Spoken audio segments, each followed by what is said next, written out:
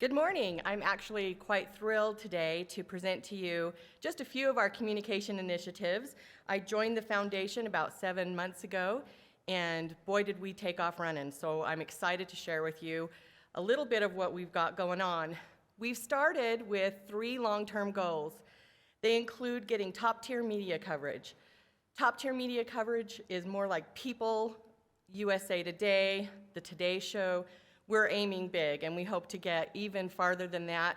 I've been talking with the BBC as well, so we can get some international coverage of the work not only the foundation does, but the foundation's volunteers and all of you here in this room.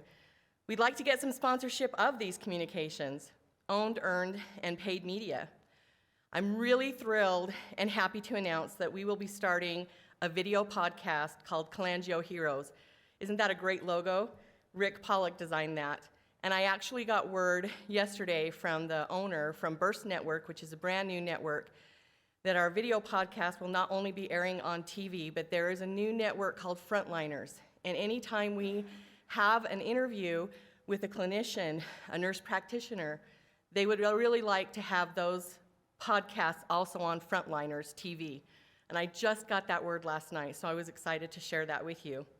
We want to achieve these goals by doing a stakeholder mapping and journey, and we have been doing that actually for the last few months so that we know exactly where the gaps are to fill the needs of communicating effectively. We just started a brand new communications and marketing panel. This panel is filled for volunteers that actually have extensive experience in the field of communications and marketing. So while the foundation may have just me and 2 other people that create our team, we actually now have another team of 10 people that are helping us on this panel so that we can be effective in all of that we do with communications and marketing.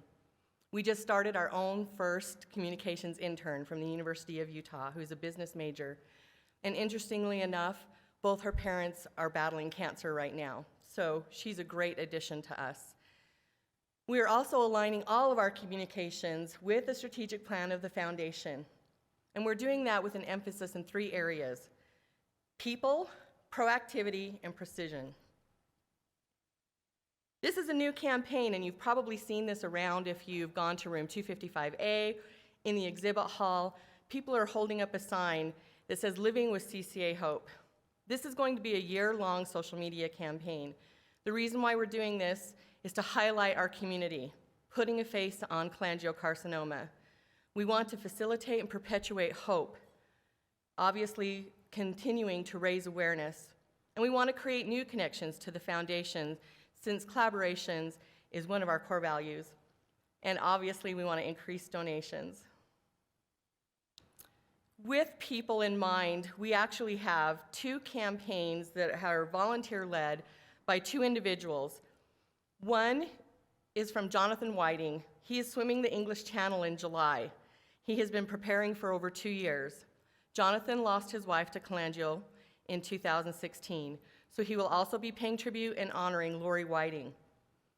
He will be training in Hawaii and Lake Tahoe before he gets to England.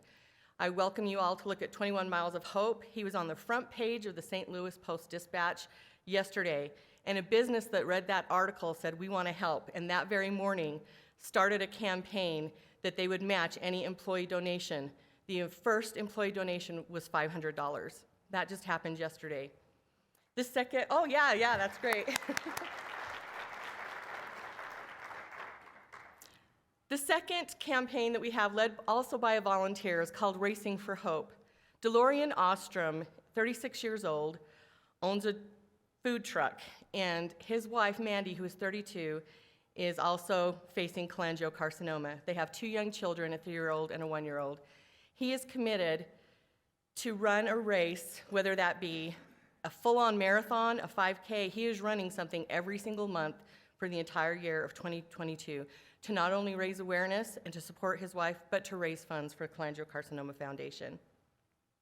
We want to be really proactive, and one of the things that we're doing is emphasizing the new billing codes. We find that this is extremely important because the better coding improves diagnosis.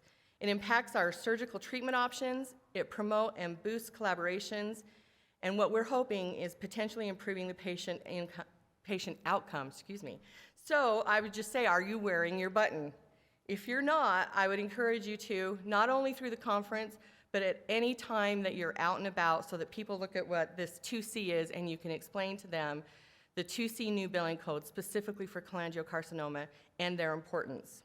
And who knows, today you might get tapped on the shoulder and say, thanks for wearing your badge, and you'll get a little prize.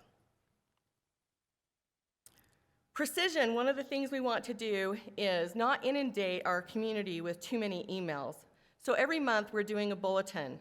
It'll look similar to this one, and the reason why is we want to decrease the number of emails that you will receive. However, we want to put pertinent information that is always going to be available to you, that is a quick click of this bulletin to where it'll go online and all of the information is archived. So even though in your email it might be buried over the other hundreds that come in over the periods of days and months, it'll be archived, so you'll always be able to find it on our website and you won't miss a thing. Lastly, to improve our foundation communications, there is a poll now that is available to you. This will help us best determine how to communicate to you. With advanced technology, email's not the only way, so we'd really like to hear from you. So if you will take a minute to complete the poll and also let us know if you'd be willing to be a guest on the Cholangio Heroes podcast. There are 2 polls, and you'll find them on the platform's app. And I would just like to say thank you for helping us continue to raise awareness and let everybody know what cholangiocarcinoma is. Thank you.